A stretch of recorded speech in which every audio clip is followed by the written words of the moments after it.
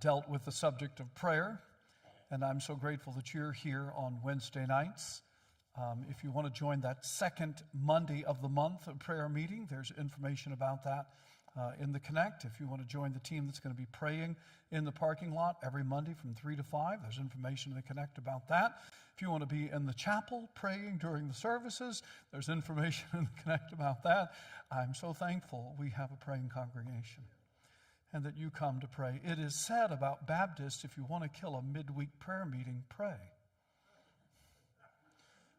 We had the men's prayer breakfast, and I think it was Daniel who said, you know, I went to the men's prayer breakfast, and all we did was pray to open it. We didn't pray any other time. Maybe we should rename it the men's fellowship breakfast. And I think, in fact, we will rename it something like that. But we'll keep Wednesday night, if you will, midweek prayer and Bible study, because we do pray. And I'm so thankful that you are praying, and there is so much to be praying about. We're working our way through this book, The True Story of the Whole World. We're going chapter by chapter, and I hope that you're reading along. If you're watching via the live stream, I hope that you're reading along also. There is a class you take in seminary on the intertestamental period. Other than that, this is the most time I've ever spent in it. It's like, who talks about the intertestamental period? But we need to talk about it, and let me explain to you why. Let me just give you this one sentence, and I'll try. I'm always afraid I'll forget what I'm talking about, so I need to tell you up front really quick. And so let me tell you up front really quick what I'm talking about this evening, what the chapter is about, and it's this. Are you ready? In the absence of God's revelation, some other story will take root. That make sense? If people don't believe the Bible, they'll believe something. And in the absence of God's revelation, which we have an absence of for 400 years, we've literally lost the Bible.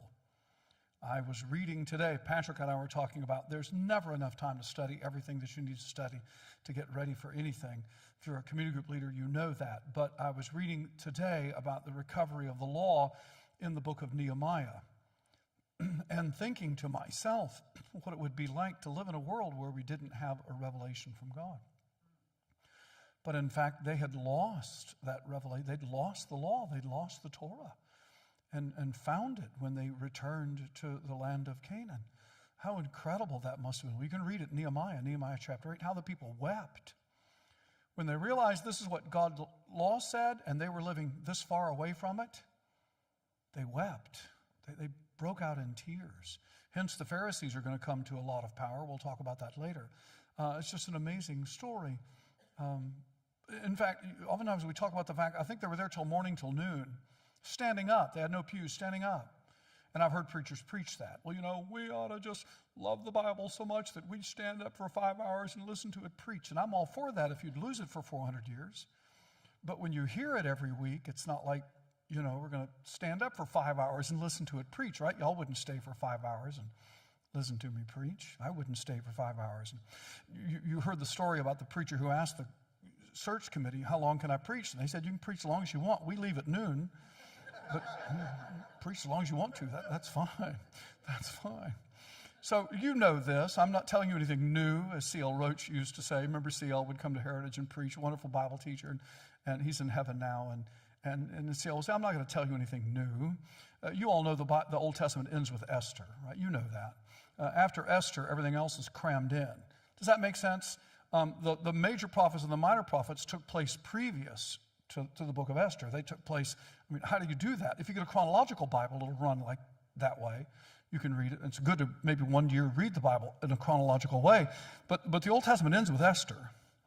And then you've got the prophets during that time previous to that, because Ezra and Nehemiah is all about coming back from captivity, and Esther's about still being in captivity. And all the prophets who are warning about the captivity are previous to that time. All the Old Testament, David in the Psalms is before that time, right? Solomon in the Proverbs is before the book of Esther, you see. It's just put out that way because they have to put it out some way, but it actually ends in Esther. And between that time, the Old Testament ends with Israel back in the Promised Land. That's Ezra and Nehemiah. But they're still under Persian rule. And the New Testament opens with Israel living in Canaan. They've come back. But now they're under Roman rule. You know, I said Sunday that sometimes there's just humor in the Bible you have to appreciate. And remember Jesus said in John chapter 8, you shall know the truth, and the truth shall set you free. And the Jews looked at Jesus and said, why should we be concerned about being free? And this is what they said, John 8:31. We are the offspring of Abraham, and we've never been enslaved to anyone. Now that's just comedy. That's all you can say. That's just comedy. That's like, wow, what a reinterpretation of history. You think we're reinterpreting history now. What a reinterpretation of history that is. We've never been enslaved to anybody. The Old Testament ends with them in slavery, coming out of slavery in Persia. I was trying to think of it earlier today. There was the Assyrian captivity, and then there was the Babylonian captivity, and then there was a Medo captivity, then there was a Persian captivity, and that's where they came back out under Cyrus, you know, whom God calls by name hundreds of years before he's ever born. That's a big deal too.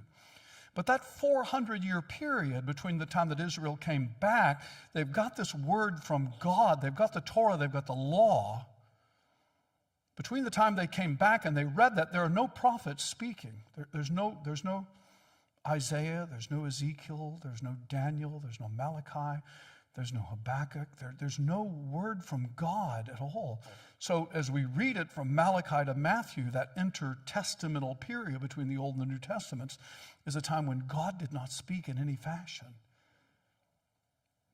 That doesn't mean that somebody's not speaking. That's why we have to look at the intertestamental period, because when we look at it, it helps us to understand that in the absence of God's voice, there are other voices, and then we see why people missed Jesus when he came, because all those other voices were being believed in. So let's talk first about from Persia to the Promised Land, because Persia is the last kingdom. Basically what happened was the Assyrians took the 10 northern tribes into captivity. They never came back, hence the lost tribes of Israel, you know. And then the 2 tribes to the south, the kingdom split under Solomon, right? So the 10 tribes go, then the 2 tribes go. They go into Babylonian captivity because by that time Babylon's taken over Assyria. And then the Medes come and they overtake Babylon, and then the Persians come and they overtake the Medes. You get the Medo-Persian Empire, if you will, you know. And so it's like, wow. So Cyrus defeated the Babylonians, and whom God called by name. Cyrus called him by name hundreds of years before he was born. And he permits the Jews. God calls him mine anointed. That's a big deal as a Gentile. My anointed, you know. He allows the Jews to return, but not all of them return. You say, why wouldn't they return? Well, read the book of Esther. One of them becomes queen of Persia. Well, that's why they don't return. It's kind of like an Egypt sort of scenario. Life's good. And a lot of them have been born there. And they don't know Canaan. They don't know the Promised Land. All they know is Persia. And so it's really a minority who return back to the Promised Land. They're called diaspora, right? Dispersion, Jews of the dispersion, and they maintain their identity as best they can. Those that come back through the synagogue, which they established during Babylonian captivity. You can't go to the temple anymore. It's been destroyed. So during Babylonian captivity, they established this thing called the synagogue, which only requires 7 men to be present, and then they can have a little church, if you will. You know, that's where they start meeting in the synagogue. So the Jews of the intertestamental period, those who came back, are holding on to 5 things. Monotheism. They believe there's only one God. The covenant. God made these promises years ago. We're trusting him to fulfill them. The Torah. We've got the books of the law. The temple. They're praying that God will rebuild. They rebuilt the temple, but it's, you know, it's not what it was, so to speak. And the land. No, God has promised us this land, and God is going to come and visit us and bless us in this land. But 400 years of silence would test anybody's faith. And because they're still living under Persian rule, even though they're back in Canaan, they still feel exiled even in their homeland. Think about the psalmist in Psalm 137, verses 1 through 4. By the waters of Babylon, there we sat down and we wept. when we remembered Zion. On the willows, we hung our lyres. Can't sing if you're not happy, so to speak, and they've lost their song. But our captors there required us of us songs. And our tormentors required mirth, laughter, joy, happiness from us, and said, "Sing us the songs of Zion." The psalmist replies, "How shall we sing the Lord's song in a foreign land?" 400 years of silence would test anybody's faith. Meanwhile, second point, if you will, first from Persia to the Canaan, back in the promised land, Cyrus allows the Jews to return in about the 6th century. Now keep that in mind. We're working from 6th century to 5th century to 4th century, kind of backward the numbers are, right, when you're doing the BC sort of thing. But they come back to Canaan in the 6th century, and they counted that as God's long-promised deliverance. They think all the promises have come true. God's calling us from the nations as he promised that he would. And here we go. We're going back into the promised land, so to speak. But their expectation is disheartened by reality. I mean, they're going back to a conquered world. Imagine what that looks like. When they came into the promised land, God said, you know this, God said, I'm going to give you houses you didn't build. I'm going to give you vineyards that you didn't plant. I'm going to give you olive groves that you didn't start. I'm going to give you sheep that weren't yours. I mean, God just gave them the promised land. I think I mentioned this to you Sunday. We often think about what God was doing for the 400 years that they were in Egypt. And we never stopped to think about what God was doing in Canaan for 400 years while they were in the time in Egypt. But while they were in Egypt, God was making that land into a garden. That's what he was doing. He's re-gardening the earth. Think about Genesis 1:28. He's re-gardening it so that he can give it, and he does. He gives it to the people of Israel after 400 years of Egyptian captivity, 40 years of wilderness wanderings. He gifts them that land, and it is just like, wow. It's full of life, but now when they come back after all these years of captivity, not everybody's returned. Stop with me and think about that. Sometimes we read the text of the Bible and we don't bring our imagination to it. But bring your imagination to this. When Cyrus returns the captives who want to go, families split. Because some parents said, I'm too old to make the trip. And some parents said, we have little children in 3rd grade here, or maybe they're in 10th grade and they're getting ready to graduate, that kind of thing, and I don't want to move them. We're not going to move. And families split. Think about the emotion of going back to the promised land. So not everybody returned, but then secondly, when they got back there, the land has just been ravaged. It's been ravaged. The Assyrians, the Babylonians, the Medes, the Persians, whomever it was, the Egyptians, whomever it was, took everything. They took the people, they took the gold, the silver, they took the vineyards, they took everything. They destroyed the land. The land, I mean, you might find a little piece of property you could do something on as far as vines, but it'd be hard to find because they just destroyed it. And when they get ready to build that temple, what do they have to build it with? In years to come, Herod, to try to win the Jews, is going to use a lot of money to build the temple. It's going to look beautiful, but not just coming back out of Persian captivity. What kind of materials do they have? What kind of money do they have? Haggai 2:3. Who is left among you who saw this house in its former glory? How do you see it now? Is it nothing in your eyes? And yeah, they didn't necessarily want to admit it, but yeah, it's nothing compared to what we heard, right? When Tina and I were in high school, I lived, the bus would come pick you up if you lived beyond 2 miles from the school. So we lived 2 blocks from each other. There's 1 block right in the middle of us. I was a senior, she was a junior, 1 block right in the middle of us. And I live a block outside of the 2 miles, so the bus will come pick me up. But she lives 1 block inside the 2 miles, and so the bus won't pick her up. And so we walked. I would come, stop by her house, and we would walk to school in the morning, 2 miles, minus a block, so to speak, and back. And you know how when you get older and you tell your kids, I tell our grandkids all the time, we walk 2 miles uphill in the snow both ways. Both ways. Say amen, Don, both ways.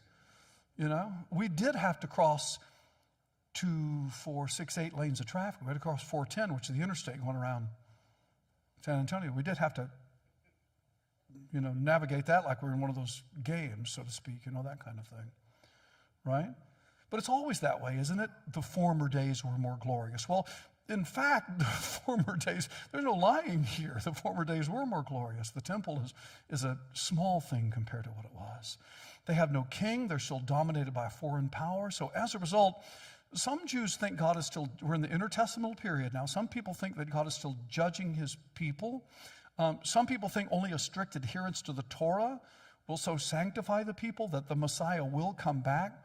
Oral tradition during this time frame becomes equal to the Bible because they don't have a full copy of the Scripture.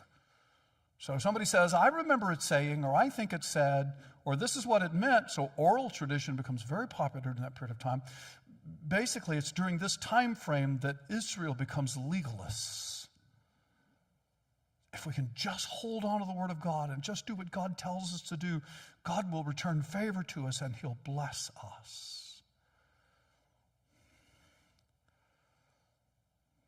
The Greeks come in after the Persians. Alexander the Great conquers Persia. They come back in 600. 300 years later, Alexander the Great conquers Persia in 331, and his Greek empire takes control of Canaan. And Greece is going to do something more insidious than anybody else has ever done. You'd think that a military might would be the most powerful, but it isn't. What if we let you stay in the promised land and we so rob you of your culture that you don't remember who you are and you become like us? And that's what Alexander was committed to. Alexander would go in and conquer territories. He was building this huge army, but he didn't have a language to move the army because he would conscript people from all these various countries. I mean, there'd been nothing like before Alexander the Great. Country after country after country after country after country. It's crazy, all the way from Spain to India. There'd never been anything like it before. So Alexander actually invents a language. It's originally a military language. It's called Koine Greek, the common Greek. It's a basic language. That's what the New Testament is written in. That's God providentially paving the way for the New Testament to be written, by the way, so that by the time it's written, everybody in the world can understand it, because everybody in the world can speak Koine Greek. It's just the providence of the Lord, you know. So the Greek threat isn't political. The Greek threat isn't military. The Greek threat is philosophical. Alexander imposes the Greek language. I always tell all these babies who are bilingual what a blessing it is. You know what a person calls 3 language, trilingual. They can speak 2 languages, bilingual. They can speak 1 language, American. And I just tell these babies all the time how blessed you are, because language is culture. Language is culture. In America, we love our dogs and we love our wives, which is not a compliment to either, right? But in the Greek, you've got 1 word for loving your dog. You've got another word for loving your friend. You've got another word for loving your wife. Do you see what I'm saying? You've got all the language is culture. But what they do is they impose the Greek language on the people. You can't trade. You can't do business. You can't go to the theater. I mean, it's all in Greek. It's all in Greek. And they impose this language which impulses then this culture on the conquered territories, and the Greco world begins to saturate Israel's culture. And in fact, think about this, there's such a large contingent of people living outside of Palestine. Not everybody's come back. There are so many Jews living outside of Palestine during this time frame that they begin to beg for a copy of the Torah in Greek, not in Hebrew.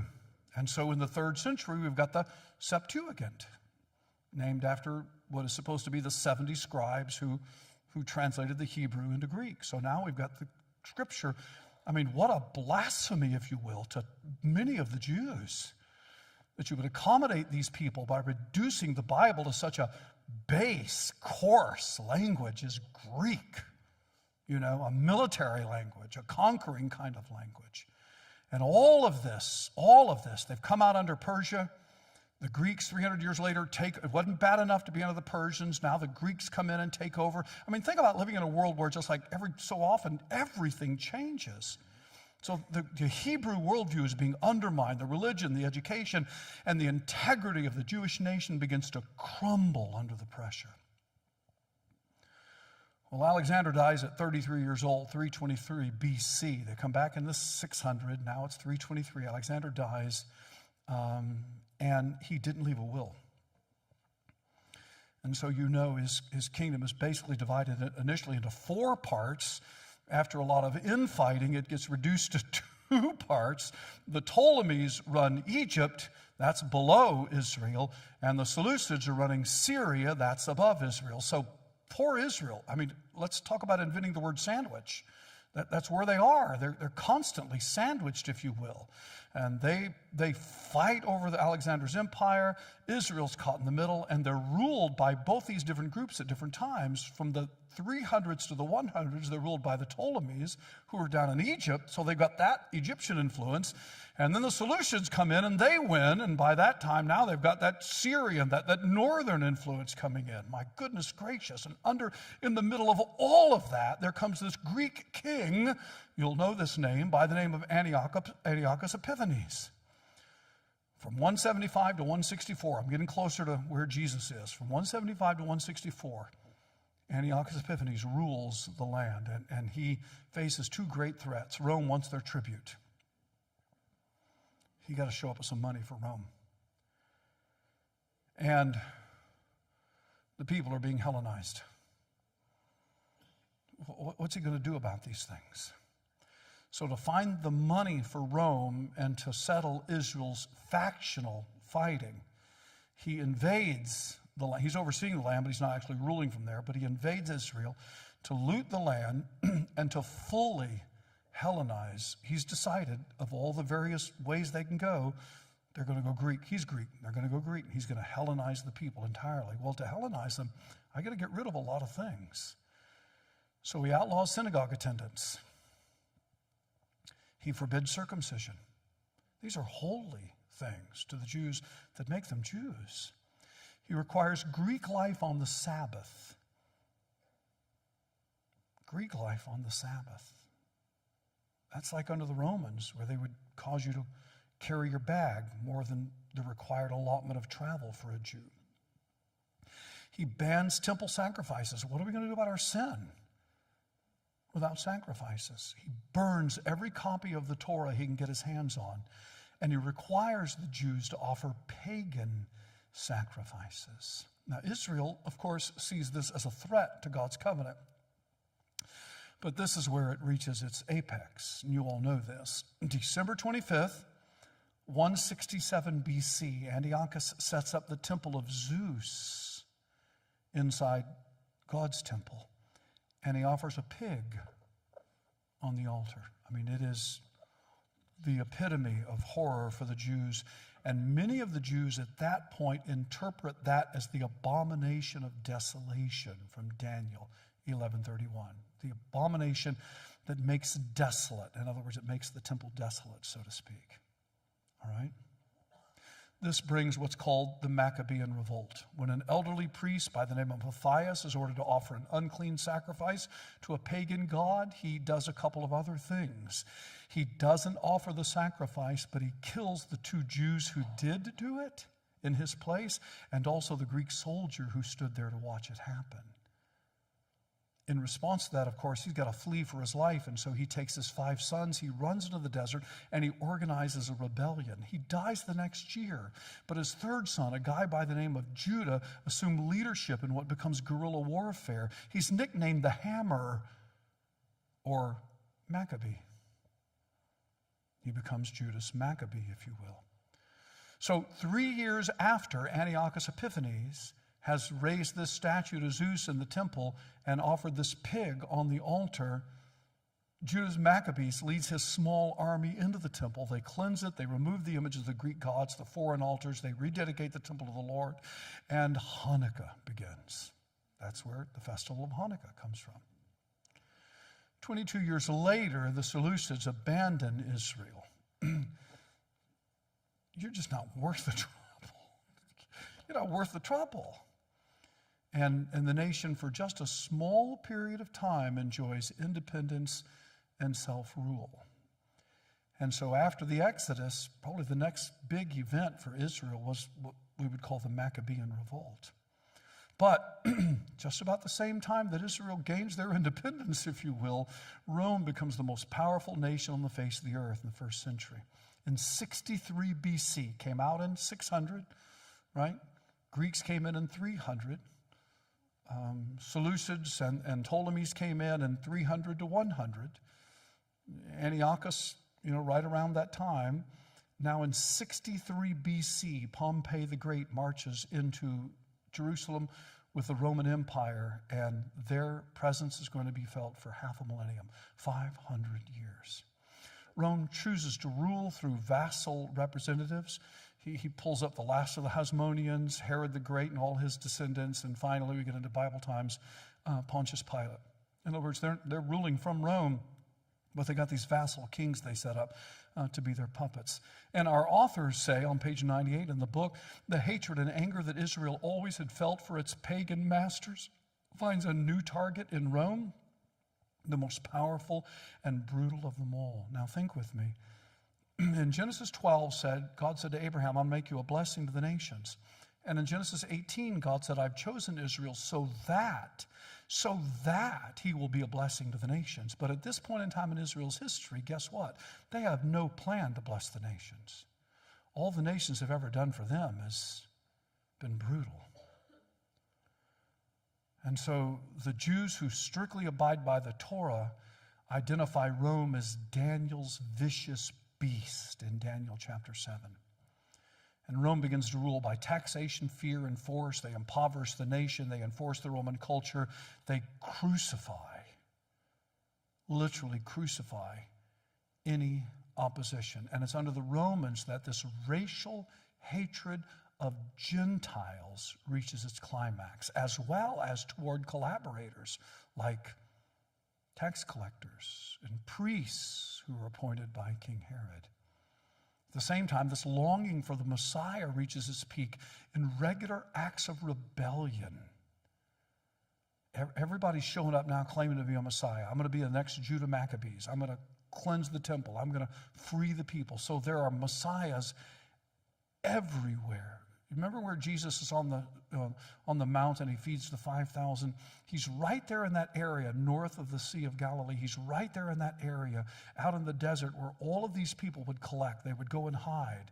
And that's why the Romans were watching him and suspicious of him, because they were concerned that the Sadducees who worked on behalf of the Romans were particularly concerned about Jesus, because he hung out in that same area where all these people would go and hide from Roman authorities and collect their band of rebels and come into Jerusalem and commit some act and vanish back into the darkness, so to speak. So in the midst of all of that, in the midst of that time frame, this is when all these, you've got the Persian voices, you've got Greek voices, you've got Roman voices, and then you've got voices inside of Israel also. The Pharisees believed that Israel had to be pure for a king to come, and they held to a strict interpretation of Torah and law. I bleed for the Pharisees. I do. I understand their heart. They believed it with all of their hearts, that if they would just do enough. We have friends, we have people like that who think that now. They're not quite as strict as the Pharisees were, but they just believe with all their hearts if they could get it right, if everybody could be made to conform to the law, that the Messiah would come. They sincerely, I know they were hypocrites. I know there were those who took advantage of it. I know that, but there were sincere Pharisees who believed that. Then there was these Essenes, right? Whereas the Pharisees want to go in and say the whole country has to abide by the Torah, the Essenes say that'll never happen, and they're the early monks of Christianity, if you will. They pull out of society. When you go to Israel, you'll go north or south of Jerusalem, and you'll find out where the Dead Sea Scrolls were. Well, the Dead Sea Scrolls were written by an Essene community. They were basically the Xerox machines of their day. They just spent their whole day copying the Bible, copying the Bible, copying the Bible. That's all they did, copying the Bible, copying the Bible. That's all they did. I mean, it was time consuming. Every time they wrote the name of God, they had to take their clothes off. They had to go down and wash. They had to put on a different set of clothes. Can you imagine that? Every time they wrote the name of God. It was a slow process, but that's what they did. It's thought that maybe John the Baptist was an Essene. Some people think that, because he's out in the desert and he's learning the Bible and he's drawn out of society, so to speak. So you got the Pharisees in the middle of society trying to make it right. You got Essenes who are pulling out of society like early monks and saying, no, we got to abandon society. Let's go out and live by ourselves, You got the Sadducees. They're more of a cultural power than religious. They collaborated with the Romans. What they're interested in is status quo. Don't anybody rock the boat. They don't want to go backward. They don't want to go forward. All they can see is just right now. And then you've got the Zealots, Simon Zelotes. You've got the Zealots who just embraced violence and martyrdom to free Israel from oppression. So I've got at least 4 voices right there. I've got the Pharisees, the Sadducees, the Essenes, and I've got the Zealots. That's just 4 voices. Israel is fracturing. They've got all this external pressure. They've got Greek thought, they've got Persian thought, they've got Median thought, they've got Babylonian thought, they've got Assyrian thought. You can imagine what a hodgepodge Israel is when Jesus shows up on the scene. On top of all of that, Israel had always viewed the world on 2 stages. Life was very simple for the Jews. There's the present world stained by Adam's sin, and there's the world to come in which God will cleanse it and make Jerusalem the center of the world again. That's all there is. Boom, that's all there is. Just those 2. That's how simple we see the world.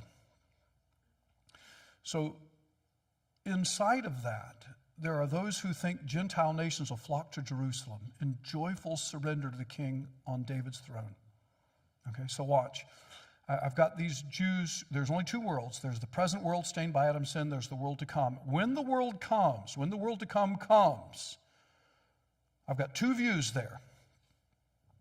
One is that all the Gentile nations are going to come and worship God. And that comes right out of the Bible, Isaiah 49:6. Is it too light a thing that you should be my servant, speaking of the Messiah, and raise up the tribes of Jacob and bring back the preserved Israel? I will make you a light to the nations that my salvation may reach the ends of the earth.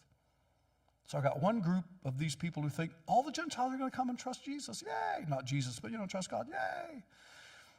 But after all of these years of oppression and humiliation, most Jews hated the thought of Jews coming to Israel. And they looked on them and said, no, God is going to judge them. And they borrowed Psalm 2, 8 and 9 for that. Ask of me, and I will make the nations your heritage and the ends of the earth your possession. You will break them with a rod of iron and dash them to pieces like a potter's vessel. So you see our problem? I got some prophets saying the Gentiles are going to come, yay! And I got some prophets saying, murder all the Gentiles you can see. It's like, where do we go? So Jesus comes when Israel is hungry for Messiah, but what will that Messiah look like? Now watch, I've only got two stages in the Hebrew thinking. I got the present world and a future world. In the Christian world, there are 3. There's the present world, there's the suffering servant, and there's the future world. See, we got 3 stages that all of life plays out on. They only had 2.